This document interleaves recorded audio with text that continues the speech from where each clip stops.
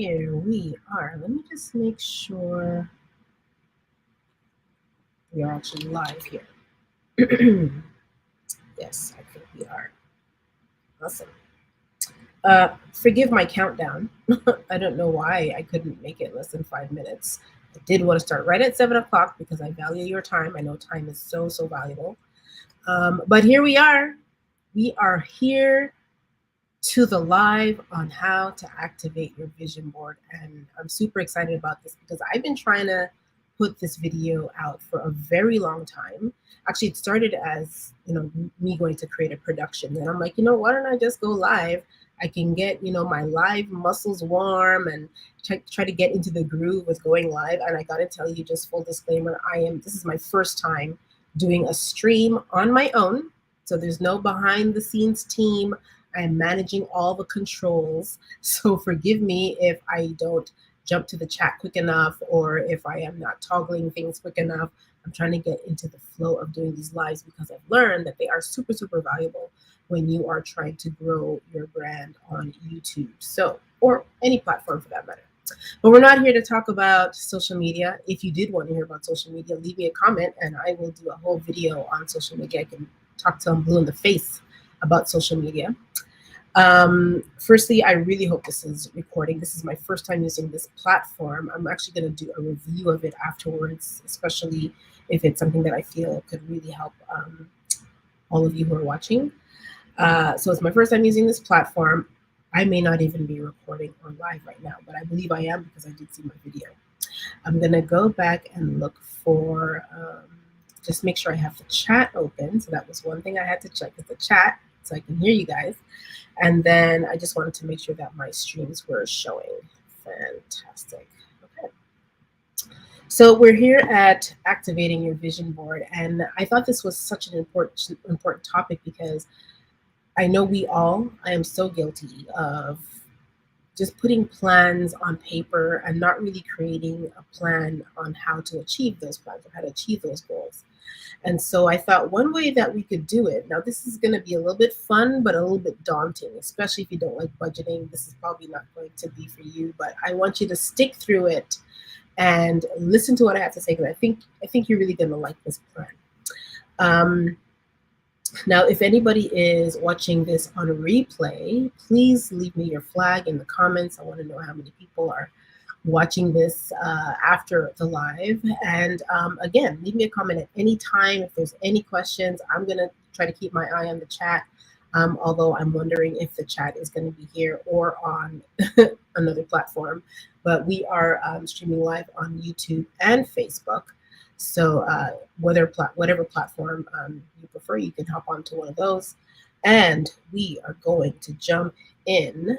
First thing I want to do, though, is read you a bit of scripture, which I thought was very appropriate for today's live.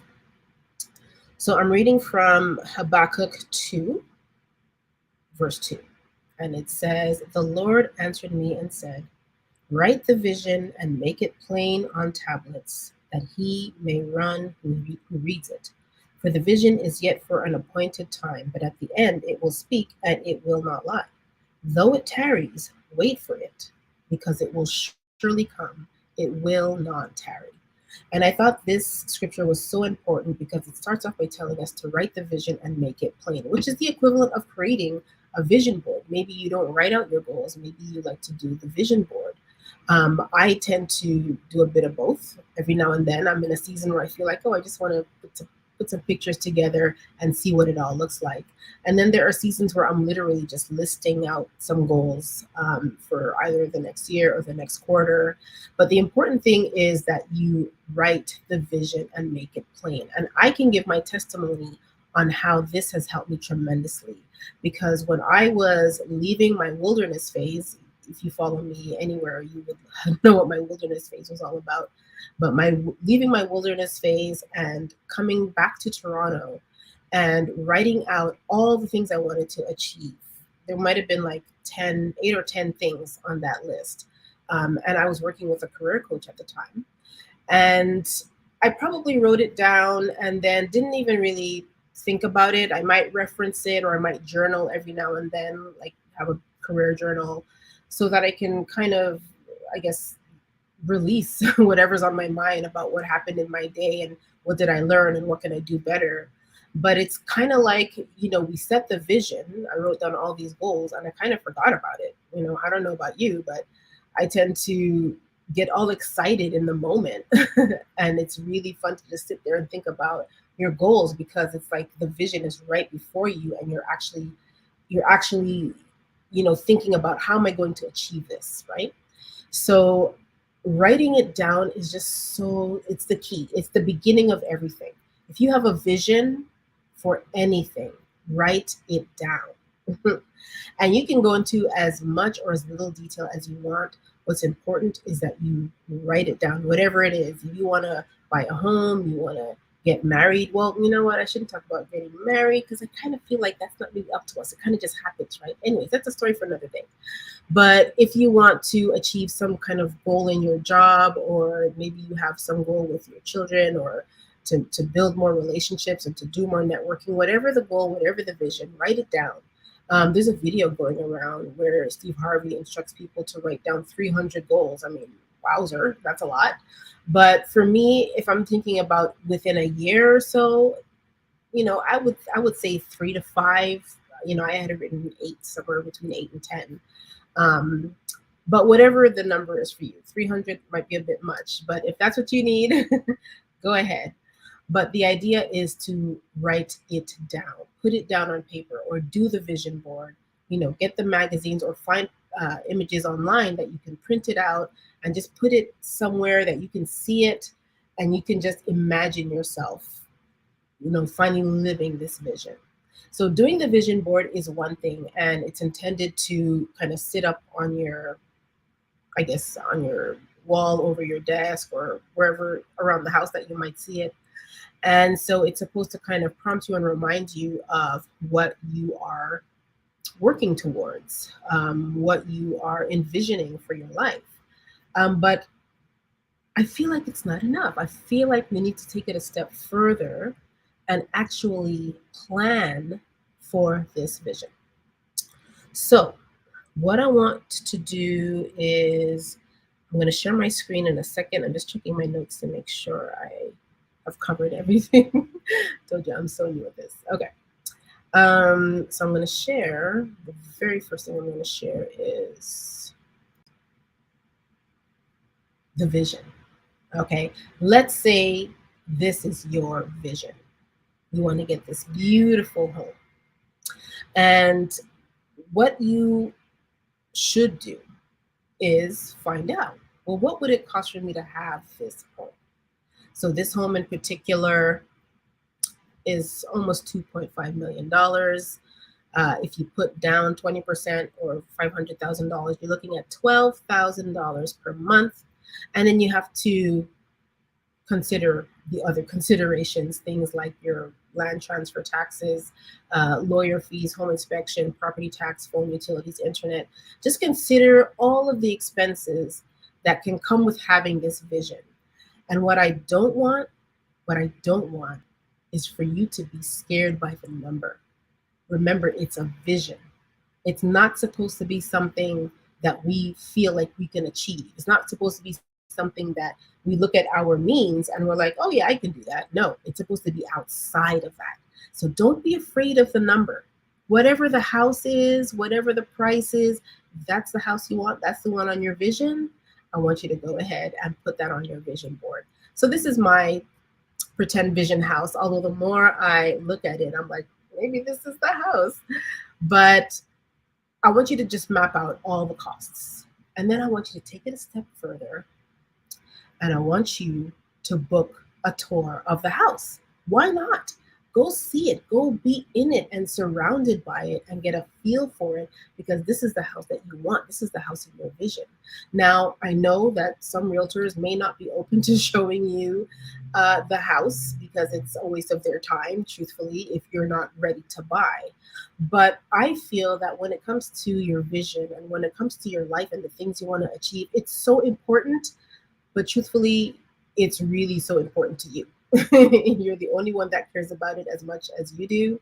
And so you might have to call a few realtors to be able to show you the house that you want to see. But I think it is 110% worth it to make that effort and start putting energy towards achieving that vision, because that does not go to waste. Energy does not go to waste. It's moved around or it is exploded exponentially, but it doesn't go away. So putting forth that energy and putting forth that vibe, like, you know what, I'm going to get this house, go and stand on the land, sit on the bed and wherever, like just get a feel for it, right? So I really want you to figure out, what is this vision? What is this home vision going to cost? And go ahead and book. Go and book that tour of the house. Now, I don't know which part of the world you are watching from, but on our real estate website here in Canada, you can actually plug in the numbers so that you get a really good calculation of what the house is going to cost you. And it asks you for things like the lawyer fees and the inspection fees and all of that. So you get a really good breakdown of what your costs are going to be. All right, let's move on to the next part of the vision, and that is the car. Now, this car is actually the car that I have my eye on. I have gone for a test drive. It was beautiful. It is the car. And trust me when I tell you, I had been looking at cars from the time my car started to make noises and I started to see like, oh, it's getting old and I'm going to have to get a new car soon. I started looking at other cars and I didn't see anything that kind of matched my style, my vibe, and what I'm kind of looking for. And I saw this car. It must have been somewhere on YouTube or somewhere. I don't know where I saw it, but I saw it and I fell in love. And I booked a test drive, and it's the car. This is the car. So you find what your car is, right? Whatever the color. A lot of these dealership websites, you can go on and actually build your car. And I would say no holds barred. Whatever extra trimming or whatever protection, this, that you want, throw it all in. Let's get a full cost of the car. So I did that, and it came to $70,000, almost 70, over $70,000, which gave me a $12,000 per month car payment. Now, of course, you can put a down payment on your car and it will bring the cost low, or you can trade in your old car and it will bring the cost low. But again, the idea is to get the cost, the full cost of the car, and then break down what the monthly payment is going to be. This is what we're trying to achieve in all of these visions, is what is the monthly payment? And then, of course, considerations like your insurance, and you got to pay gas, and you got to do car washing. And then maybe you want to have a maintenance fund, because who knows what can go wrong when. So you're putting aside something every month as well to be able to cover the cost of the car. So after you've done all that, I want you to take a step further. And I want you to book the test drive. Listen, nothing fuels you more than being in the vision. Nothing will motivate you more than actually being in the vision. And I actually did that with my first car as well. My very first car, I went for a test drive, and 3 months later, I owned the car. So I'm just saying, it could work for you too. So get the costs, book the test drive, and let's move on to the next item in the vision. So I am so in love with brick and beam loft style offices. So this right here is my vision office, and it has 2 floors. It's actually a condo, it's a home. But I always love the idea of using a home for business, because you want your clients to come and it's like nice homey feel, or you want them to come and feel like, hey, I could come hang out here too, so it's a really nice place for them. So we're looking at 11,500 monthly for the cost of this office. Now, don't forget, as a business, you're making mucho dinero. You don't have to worry about that. But even if you're not, I don't want you to let the price scare you. It seems like a lot. It's about what you're paying for the house, but the vision is so grand. There are no limits, right? You got to think about things like your insurance, utilities, internet, office supplies, security for sure, because you don't want people breaking in and breaking all your stuff or taking all your stuff. So we get all the costs, $11,500, and you know what I'm gonna say. I want you to book the tour to go see the office. So I went to see my dream office space years ago. And it was by happenstance because I was going to scout the place as a venue to have an event. And I thought, I kind of just want to see what are the other floors, what is it all? And I got to see it, and it was magnificent and amazing. Now, mind you, I haven't looked back on that office in a while, but it's still there in the back. It's still there in the back of my mind. But you can do the same thing too, right? Call up the realtor, or if you're going to be renting it, call up the landlord and say, "Hey, I want to come and see the space." You're going to have special insurance if you are using it for an office. So all of those things will have to be sorted out. But what's important is for you to get that monthly figure. And the last item on the vision is a luxury vacation. Who wouldn't love a luxury vacation? Now, this is for me. Now, you can see why, if you're doing 300 things, how that could be overwhelming. I'm starting with like the main things I want to see by the end of this year, or maybe in the next 2 or 3 years. These are the main things. And a luxury vacation, oh, it would be so wonderful. I am dying to visit Bora Bora. It just looks so lovely with the huts over the water. And I know there are other places that have that too, but Bora Bora is the place that I've always seen. So we're going with Bora Bora. And let's say this luxury vacation is $10,000. And I mean luxury. I want all the things. I want the first class flight where you could like lie down. I want the best amenities, in room chef or whatever. I want everything. And when I break it down, I'm looking at $1,450 per month that I'm putting aside for this luxury vacation. And then there are considerations, of course, like your travel insurance, shopping, transportation, upgrades, etc. So that is what I have for the vision. So once you're doing that, and your homework is to sit down with a travel agent and map out what your luxury vacation will look like. Even if you want to throw in a private jet, just start looking into those things. Go meet the pilot, go check his plane. Is this good enough for my family? Just go and do all the things. Put forth the energy and the momentum to get that vision going. So we're going to take all of that information and we're going to jump into everybody's favorite thing to do is do a little budgeting. So I've kind of pre-populated some of the numbers just so that we're not here all night. But the idea is to use a personal monthly budget. And what you're going to have on here is a projected column and an actual column.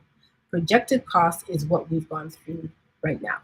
Okay, and we're looking at, again, the home was $12,000 a month. The home office was 11.5. We were looking at transportation, so the vehicle was 1,200. We were looking at, let's see, if you have pets, definitely put that on there. It's always a good idea to get the most accurate reading of what your expenses are, because when things come in from nowhere and you don't have the money for it, then it's a problem. But if I know what the money is that I'm going to need every month, then I can plan for that. And if I'm putting something aside, things can go wrong and I'm still okay. So things like tithing, your vacation, so there's the $1,450 a month, and whatever other expenses you have, right? So I put an income of a total monthly income of $40,000. That's the cost of my vision. That's overestimated cost of my vision. But let's say it's $40,000, and looking at the total projected cost, so all of my expenses are 34,050, which seems like a lot. But if you're making $1 million a month, that's a third. Sorry, not a third. That's 30%, 34% of your income. So now that we've got this number in here, I put 40,000 because I just felt like I didn't want to make just 35,000. I wanted to make a little bit more. So I put in an extra income of 5,000, whatever. Maybe you're an affiliate marketer on the side and you managed to generate another 5,000. So this is just to give you a picture of what your lifestyle is going to cost you, and the type of income that you would need to be able to afford it. And it's okay that this is 40 and your expenses are 35. Remember, your expenses include things like, putting aside for retirement or investing, your vacation, your tithes. You're putting in stuff to pay your lawyer, your taxes. It's all in there. Savings, it's all in there. So that's where you want to get. You want to get to the all in number, so you know, what is my lifestyle going to cost me? Then you're going to have a look at a sales forecast. So my sales forecast is quite ambitious for right now, but not impossible, right? There are people who are making this hand over fist. So what I would do, knowing that I need to make at least $40,000 a month, I'm looking at my sales forecast. Now, I'm a partner in an agency. That's what you see right here. And I also do consulting on the side, still serving Black women in small business, even though we've moved on to serve a higher profile clientele. I still want to serve my Black womenpreneurs. You guys know this. So I still consulting, giving them resources, VIP days, so that we can really sit and hash through, well, what are your brand objectives, or what is your brand? So after all of this, I would need to make, let's say, 61,000. That's the goal. Let's say we're making 61,000. Now, this will tell me, as I'm tabulating my expenses in the real world, it's going to tell me where I'm at. It's going to tell me, okay, 61,000, you're actually kind of making just 50. How are you going to make this extra money? And that's where you get into some deep planning. Now, I'm not going to go through it here, but this is where you're working things backward and you're saying, okay, well, if I need to sell more consulting, I did $500 in ads last year and was able to make $1,000. So now I need to spend 5 times that if I want to make that much more, or I need to do more networking, or I need to do more digital or online outreach to be able to reach my ideal customer. Or maybe I am, while I'm networking, I am actually giving a presentation and I can talk about a package that I'm giving for my VIP day for anyone who signs up today. So you'll find different ways of, well, how can I sell? How can I build a little bit more to be able to achieve this vision? And then you definitely want to make sure that you are covering your the cost of your sale. So what does it cost me? If I'm going to networking events, some of the best networking events may be $250 or $500. So I know I need to put that in as a cost of the sale. Or my branding workbook, I need to pay for graphic design. I need to pay for copywriting, maybe printing. So I want to have those costs in there. So setting the costs, okay, this is what I need to make. Maybe these are the things that I sell. I have my my full-time business, and then maybe I have some side consulting going on. For you, it might be products that you sell. You can put your different products that you sell in here. Or you might be a coach, or you might be doing consulting as well. So use this whole side to put in what it is that you sell, so that you can come up with a number to show what your sales are going to be in your business. Then you want to jump over to your cash flow. So that 61,000 that I'll be making, it's all broken down after I put in my business expenses. And then down here, we see that we are left with a closing balance, which it's not the 40,000 I wanted to make to have behind, but 36 is pretty close. And so again, this is all just to give you an idea of how you can break down your vision by number so that you have something you can actually follow. Each month you can look and say, I'm only going to be making about 30,000. You know, if you look back at the monthly budget, I'm only going to be making 30,000. I need to bring that up by another 5,000. Let me go out and do more hours at work. Let me go out and pick up a part-time job, or let me sell more services. But again, the idea is about how do I get to that number? Now, the thing that we do have to remember is that when it comes to vision, you always got to leave a little room for the vision to take place. What is faith if we can actually see what is going to be coming? You got to leave space for faith to do its work. So while you may not get up to the 40,000, maybe you've done 25 or 20,000, and God appreciates that. He appreciates your effort. And it's all about you at least taking the steps to get to where you want to go. And then faith comes in and fills in the rest. So as much as you're pushing to do that, I don't want you to be overwhelmed. I've been preaching a lot about people being overwhelmed at work lately.